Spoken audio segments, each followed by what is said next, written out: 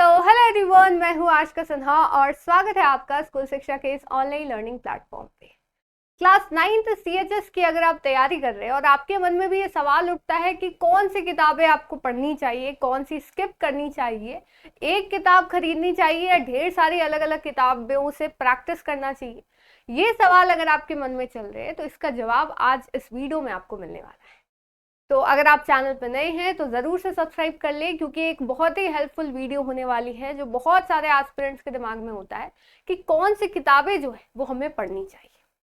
CHS class 9 की बात करें या फिर CHS की ओवरऑल बात की जाए तो आपको देखने को मिलता है कि CHS कभी भी सिलेबस जो है वो डिफाइंड रूप में नहीं देता कि आपको एक एक चैप्टर बता दिया। जैसे सैनिक स्कूल में आप देखते हैं टॉपिक्स बता दिए जाते हैं, हर एक चीज़ तो आपको पता होता है कि कहाँ से पढ़ना है।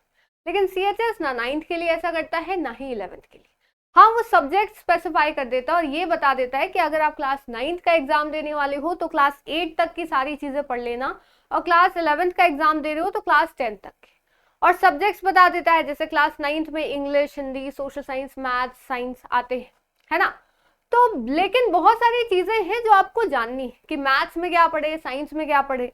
तो इस वीडियो में हम लोग बात करेंगे हर एक सेक्शन के लिए बुक्स के बारे में, ठीक है। तो सबसे पहले तो जो आपके दिमाग में सवाल चलते हैं उनको एक बार आंसर कर दे। कौन कौन से सवाल चलते हैं कि which books are actually best for CHS, कि कौन सी किताब हो जो सबसे बेस्ट हो, ये नहीं कि मैं डाउट में रहूं, ठीक है।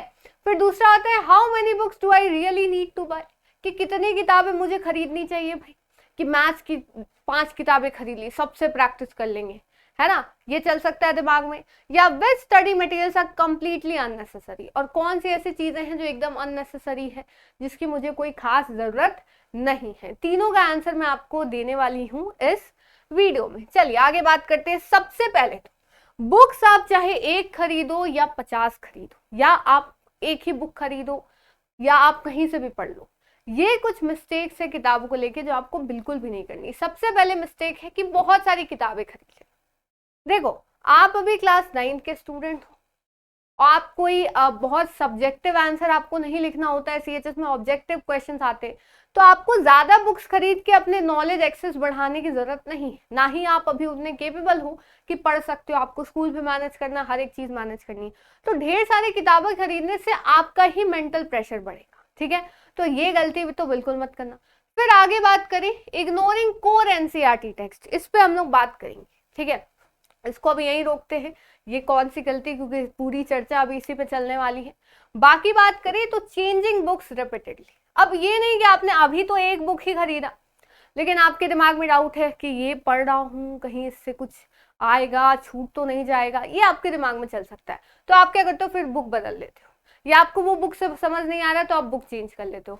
कोई पब्लिकेशन उठा ली, फिर आप उसको पढ़ रहे हो, फिर उसको छोड़ दे रहे हो, फिर दूसरी पब्लिकेशन उठा ली, है ना। तो ये जो है वो चीज आपको कतई नहीं करनी। सबसे ज्यादा आपकी बेसिक चीज होती है कि आपको डिस्ट्रैक्ट नहीं होना। डिस्ट्रैक्ट सिर्फ खेल कूद से नहीं होते, इवन स्टडी मटेरियल से भी होते हैं, कि जो चीज अननेसेसरी है आप उसको पढ़ो। फिर आते हैं रीडिंग विदाउट रिविजन। अब किसी ने अगर एक किताब भी खरीदी है, अब उसको एक बार पढ़ के आप छोड़ दोगे तो वो भी एक आपके लिए लॉस ही है, ठीक है। जब तक रिवीजन नहीं करोगे, चाहे बेस्ट बुक भी ले आओ, आपको उसको खोल के पढ़ना होगा, एंड इवन बार बार पढ़ना होगा, तभी जाके आप जो है अच्छे से एग्जाम में परफॉर्म कर पाओगे, ठीक है। तो ये चीज ध्यान रखिएगा। तो भाई कौन सी किताब पढ़नी है ये बता दीजिए। तो ये शुरू करने से पहले मैं आपको एक चीज बता देती हूँ कि 1 book revised 5 times is better than, या far better than 5 books studied once. यानी आप एक किताब को 5 बार पढ़ो, वो ज्यादा बेहतर होगा उससे कि आप 5 किताबें एक साथ पढ़ रहे हो, ठीक है। अब ये 5 किताबें एक सेक्शन के लिए, कि मैथ्स के लिए अलग अलग किताब ले ली, सोशल साइंस के लिए अलग अलग किताब ले ली, है ना। तो ज्यादातर बच्चे जो है वो पब्लिकेशन में फंसते हैं कि अलग अलग पब्लिकेशन की किताबें आती हैं तो इससे पढ़ लिया जाए। तो उसका आंसर भी अभी आपको मिलेगा। अब हम सब्जेक्ट वाइज बात करते हैं कि किसके लिए कौन सी बुक पढ़नी है। अगर मैं मैथमेटिक्स की बात करूं तो mathematics is all about practice, है ना, कि आपको प्रैक्टिस करनी है, हर एक चीज करनी है। तो इसके लिए NCERT बहुत ज्यादा जरूरी तो नहीं है, लेकिन हाँ NCERT आपको सॉल्व जरूर करनी है। किसकी? क्लास 8 की। उसके सारे क्वेश्चन आप देखोगे NCERT में ज्यादा आपके क्वेश्चंस नहीं होते हैं, तो आपके सारे कॉन्सेप्ट्स बिल्ड करने के लिए NCERT जरूरी है, ठीक है, कि वहां से आपको क्वेश्चन हो सकता है देखने को मिल जाए। लेकिन एनसीईआरटी आप क्या करोगे, एक बेस बनाने के लिए, एक्स्ट्रा प्रैक्टिस के लिए अगर आप कोई पब्लिकेशन की बुक लेना चाहते हो आप ले सकते हो, ठीक है, आपको हर एक चीज मिलेगा। साथ साथ आप RS अग्रवाल जो किताब होती है वो भी सॉल्व कर सकते हो, ये टोटली आपके ऊपर है, ठीक है। तो आपको जो है ज्यादा भटकना नहीं पड़ेगा, इधर उधर के क्वेश्चंस आपको देखने नहीं पड़ेंगे कि कहाँ से कर ले कहाँ से नहीं कर ले, ठीक है। आप क्लास 8 की बहुत सारी वेबसाइट्स हैं, उसमें आप अपना चैप्टर सर्च कर सकते हो। मान लो आपने प्रॉफिट लॉस पढ़ा, फिर आप उसके क्वेश्चन क्लास 8 के लेवल के सर्च करके ऑनलाइन भी बना सकते हो, बहुत सारे वेबसाइट्स पे आपको क्वेश्चन मिल जाएंगे, ठीक है। तो ये हो गया मैथ्स के लिए, तो आप जो भी अपने कोर चैप्टर्स हैं वो इनसे सॉल्व कर सकते हो। आगे बात करें, ठीक है, साइंस के लिए। साइंस के लिए आपको सिर्फ और सिर्फ एक ही किताब पे निर्भर रहना है, जो कि है NCERT, the only book you need, ठीक है। सिर्फ NCERT पे फोकस करना है और किसी भी चीज पे फोकस नहीं करना पढ़ने के लिए, ठीक है।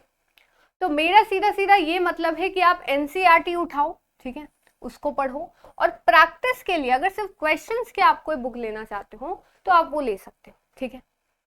उसका भी सोल्यूशन बताऊंगी प्रैक्टिस के लिए क्या करें अगर NCERT पढ़ लिया तो, ठीक है। साइंस के लिए हो गया। फिर बात करें सोशल साइंस, तो सोशल साइंस के लिए भी आपको, साइंस और सोशल साइंस दोनों के लिए सिर्फ और सिर्फ NCERT उठानी है।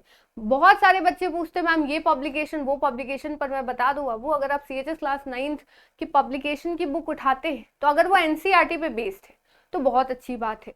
लेकिन अगर वो NCERT पे बेस्ड नहीं है, जैसे मान लो हमारी NCERT में जो जो चीजें लिखी है, मॉडर्न हिस्ट्री दी हुई है कुछ, अब वो पॉलिटी में आपको पढ़ा दे रहा है, ठीक है, एकदम डिटेल में चीजें पढ़ा दे रहा है, प्रेसिडेंट पढ़ा रहा है, प्राइम मिनिस्टर पढ़ा रहा है, या हिस्ट्री में एकदम बुद्धिज्म एकदम डिटेल में पढ़ा रहा है, तो वो बस आपका टाइम वेस्ट करे। वो बुक्स ऐसा नहीं कि अच्छी नहीं है, बट आपके सिलेबस के लिए वो अननेसेसरी, सीधा सीधा अननेसेसरी है, चाहे वो साइंस की हो या सोशल साइंस की हो। आप किताब देख के देख सकते हो कि NCERT पे बेस्ड है कि नहीं, अगर आपने पढ़ी है तो।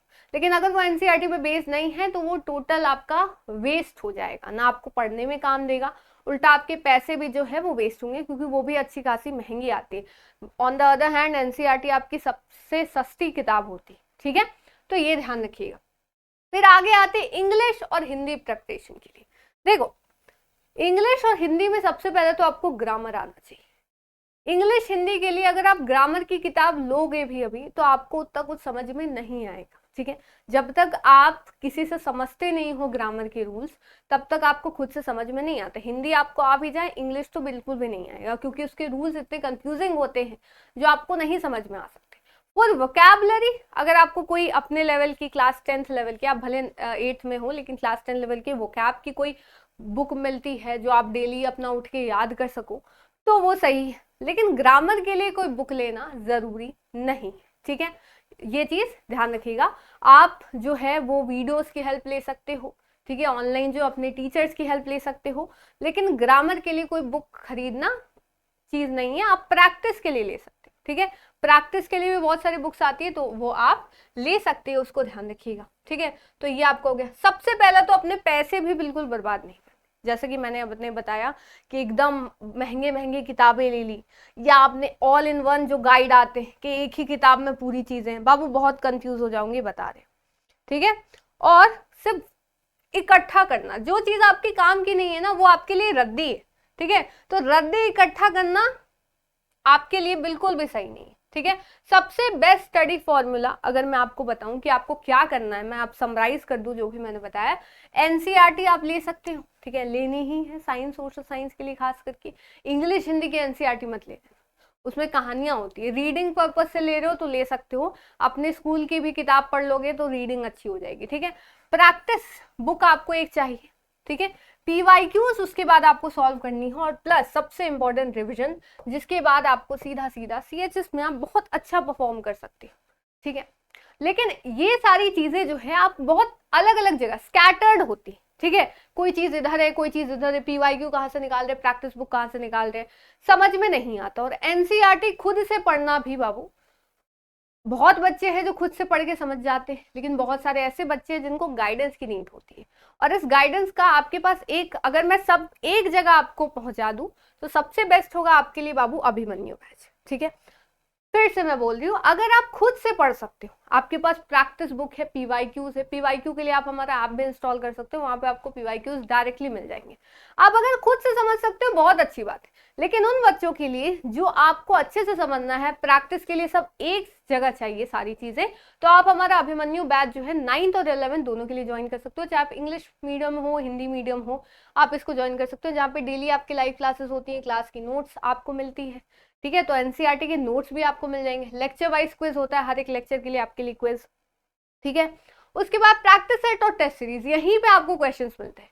ठीक है, और जो भी आपको जानकारी लेनी है आप इस नंबर पे कॉल कर सकते हो। 15 जून से ऑलरेडी क्लासेस स्टार्ट हो गई हैं, लेकिन अभी भी आपका जो है वो कुछ ही चैप्टर्स हुए हैं, तो ज्यादा चैप्टर्स आपके छूटे नहीं हैं, काफी ज्यादा समय है आपके पास, तो आप इसको ज्वाइन कर सकते हो। बहुत सारे फीचर्स मिलेंगे, जैसे 3 वेरिएंट है, बेसिक, स्टैंडर्ड, प्रो।